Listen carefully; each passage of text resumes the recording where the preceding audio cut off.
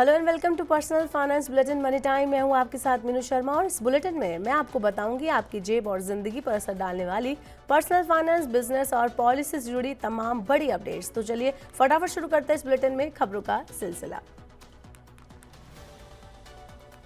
सरकार ने देश के ग्रॉस डोमेस्टिक प्रोडक्ट यानी जीडीपी के आंकड़ों को शुक्रवार 30 मई को जारी कर दिया। सरकारी आंकड़ों के अनुसार भारत की अर्थव्यवस्था 4 साल के लो लेवल 6.5% पर पहुंच गई, जबकि मार्च तिमाही में जीडीपी की ग्रोथ दर बढ़कर 7.4% हो गई है।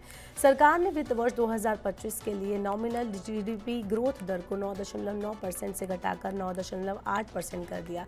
सांख्यिकी और कार्यक्रम कार्यान्वयन मंत्रालय यानी MoSPI द्वारा जारी प्रोविजनल अनुमानों के अनुसार वित्त वर्ष 2024-25 के लिए भारत की अर्थव्यवस्था ने वास्तविक जीडीपी में 6.5% की ग्रोथ दर्ज की। जनवरी मार्च तिमाही यानी Q4 ने 7.4% की मजबूत ग्रोथ के साथ वार्षिक परफॉर्मेंस को पीछे छोड़ दिया, जो निरंतर सुधार की गति का संकेत देता है। NSO ने नेशनल अकाउंट्स के अपने दूसरे एडवांस अनुमान में 2024-25 के लिए देश की वृद्धि दर 6.5% रहने का अनुमान लगाया है। बढ़ते हैं आगे और बताते हैं आपको कि आपकी ही तकनीक आपको कैसे नुकसान पहुंचा रही है, क्योंकि जिस तकनीक को आपने अपनी सहूलियत और सुरक्षा के लिए अपनाया है वही अब आपके खिलाफ हथियार बनती जा रही है। आज के टाइम में आपका कंप्यूटर, लैपटॉप या टैबलेट यानी कोई भी इंटरनेट से जुड़ा डिवाइस साइबर अपराधियों का सबसे बड़ा औजार बन सकता है। इन डिवाइसेस के अंदर छिपे होते हैं बॉट्स, ऐसे प्रोग्राम जो बिना आपकी जानकारी के आपकी जो गतिविधियां हैं उन पर नजर रखते हैं, संवेदनशील यानी सेंसिटिव जो डाटा होता है उसको चुराते हैं, बड़ी साइबर धोखाधड़ी का हिस्सा बन जाते हैं। ये बॉट्स कई बार इतनी चालाकी से सिस्टम में घुस जाते हैं कि आम यूजर्स को भनक तक नहीं लगती और वो अपने ही डिवाइस के जरिए किसी और को नुकसान पहुंचाने का जरिया बन जाते हैं। आज जब दुनिया का हर दूसरा काम डिजिटल हो चुका है, ऐसे में बॉटनेट अटैक्स से सतर्क रहना भी और ज़्यादा ज़रूरी हो गया है। इनकी पहचान करना भी बेहद ज़रूरी हो गया है। तो इस तरह से अगर आपके भी डिवाइस में कोई ऐसे अननोन लिंक आता है या फिर कोई भी ऐसा ऐप डाउनलोड करने के लिए या फिर APK फाइल डाउनलोड करने के लिए कहा जाता है तो आप ना करें, क्योंकि इस तरह के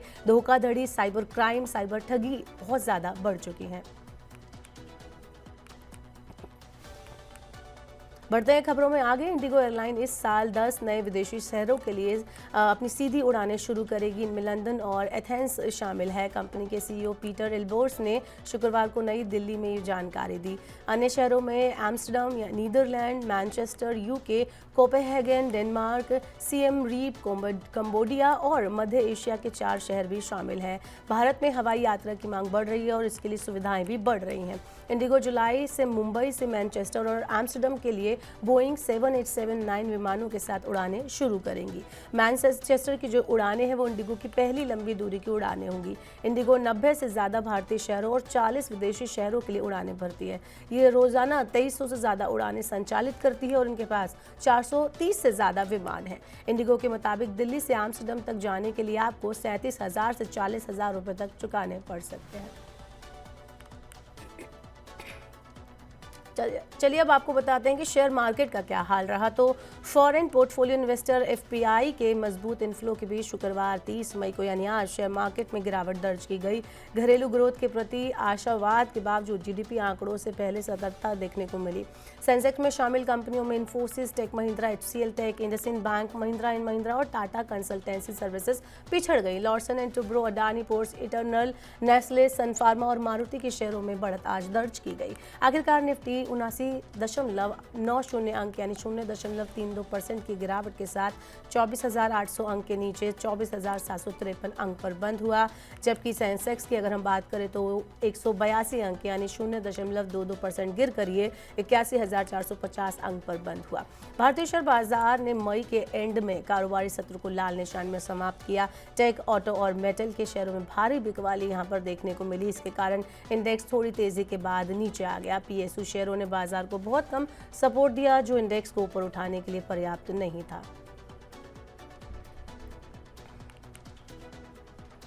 अगर आप व्हाट्सएप बहुत ज़्यादा इस्तेमाल करते हैं तो ये खबर आपके लिए, क्योंकि व्हाट्सएप का यूज़र बेस भारत में सबसे ज़्यादा है। यही कारण है कि मेटा बैग्ड ये कंपनी समय समय पर एप्लीकेशन में नए नए फीचर जोड़ती रहती है। उसी कड़ी में कंपनी ने अपने स्टेटस फीचर को और दिलचस्प और अट्रैक्टिव बनाने के लिए 4 नए फीचर्स पेश किए हैं। ये फीचर यूज़र को अपनी बातों को ज़्यादा क्रिएटिव तरीके से शेयर करने का मौका देंगे। इन सबके साथ व्हाट्सएप की प्राइवेसी सेटिंग पहले की तरह बरकरार रहेगी, यानी स्टेटस केवल सेव किए गए कॉन्टैक्ट्स को ही दिखाई देगा और एंड टू एंड एन्क्रिप्शन यहाँ पर बनी रहेगी। लेआउट फीचर, म्यूजिक के साथ sharing, photo sticker, add yours के नए फीचर्स हैं। ये वो सारे 4 फीचर्स हैं जो आपको अलग ही एक्सपीरियंस देने वाले हैं। चलिए बढ़ते हैं आगे, बताते हैं आपको कि अब ऑटो सेक्टर में क्या कुछ चल रहा है। तो मर्सिडीज जी वैगन एक शानदार एसयूवी है। भारत में ये एसयूवी बहुत पसंद की जाती है। हर भारतीय शानदार एसयूवी को अपने नाम करना चाहता है। यही गाड़ी स्टेटस सिंबल के तौर पर भी देखी जाती है। ये अपनी शानदार परफॉर्मेंस के लिए भी जानी जाती है। इससे जुड़ी एक शानदार खबर सामने आई है, जो है मर्सिडीज अब भारत के लिए एक खास इंडिया इंस्पायर्ड जी वैगन ला रही है। आपको बताते हैं कि अब इसमें क्या कुछ खास होने वाला है। तो मर्सिडीज 12 जून को AMG G63 का कलेक्टर एडिशन लॉन्च करेगी और साथ ही इसकी कीमत भी रिवील करेगी। ये पहली बार है जब मर्सिडीज ने भारत के लिए खास गाड़ी बनाई है। इस कलेक्टर एडिशन की सभी गाड़ियां लॉन्च होते ही बिकने की उम्मीद की जा रही है। मर्सिडीज की भारतीय टीम और R&D डिपार्टमेंट ने मिलकर AMG G63 कलेक्टर एडिशन को तैयार किया है। इस गाड़ी में भारत की संस्कृति और थीम को दर्शाने वाले खास एक्सटीरियर और इंटीरियर डिजाइन भी हो सकते हैं। तो ये थी मनी टाइम में आज की तमाम बड़ी खबरें। अब वक्त होगी आपसे विदा लेने का। अब आपसे होगी सोमवार को मुलाकात। पर्सनल फाइनेंस से जुड़ी खबरों को पढ़ने, सुनने, उनसे जुड़े खास कार्यक्रमों को देखने के लिए आप मनी 9 के YouTube चैनल को जरूर सब्सक्राइब कर लें। साथ ही आज का हमारा मनी टाइम आपको कैसा लगा, नीचे कमेंट बॉक्स में अपना फीडबैक हमें देना ना भूलें। फिलहाल के लिए इस बुलेटिन में इतना ही। बने रहिए मनी 9 के साथ। नमस्कार, शुभ रात्रि।